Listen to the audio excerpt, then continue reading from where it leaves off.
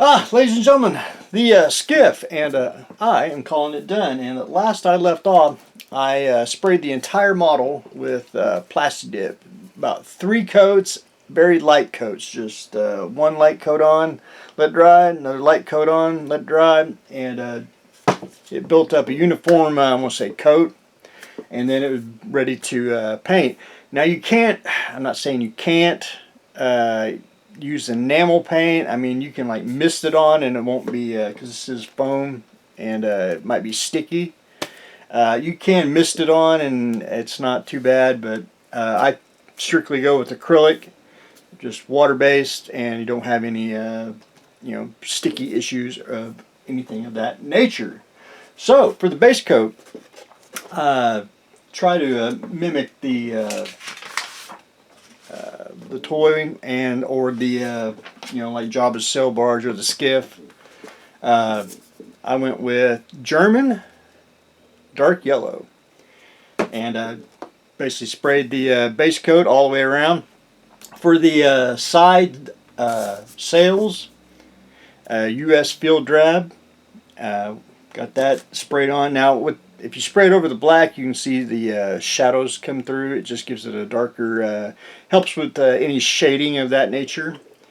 And sprayed that. For the top sails, I didn't go with the bright orange like it is in the toy. I went more of a muted, and that was a lot of rust colors. And you can either buy single bottles or you can buy sets to get the different rusts. This has basically a dark, medium, and light rust, and that's what I use. I just started with the dark and then airbrushed the medium on top of that, and then hit the highlights with the light rust. But anyway, other than that, I think the muted color looks pretty darn slick.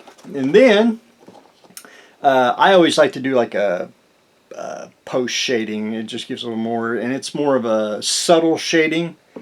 And I used, out of the wood and leather set here, Leo Smoke. And what I like to do is take the smoke. It's just dark enough. If you water it down, and basically more water than paint, just to get a little bit of the pigment, and airbrush, you can do shading. And I like to do subtle shading throughout the kit, a little bit of weathering. I want to say rain streaks. I know it's in the desert, but just the way the sun would fade it, and debris or sand that scratch on it.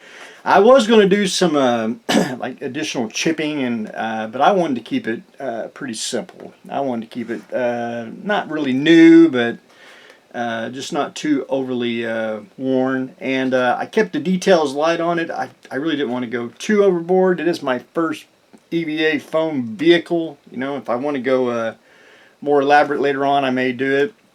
And the only thing that I didn't really do was add cockpit detail. I added a little bit. I'm thinking more of I may go with the sticker route,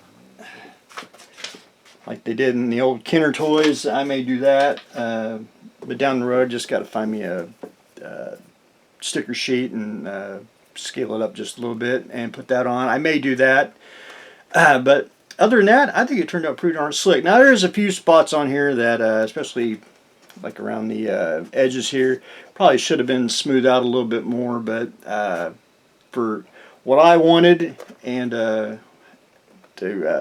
have a 1/12 scale vehicle, I think it works out just fine for me. And if, again, if you want to go later on and I want to improve it, can be done. But anyway, I think it turned out pretty darn slick. I really enjoyed that.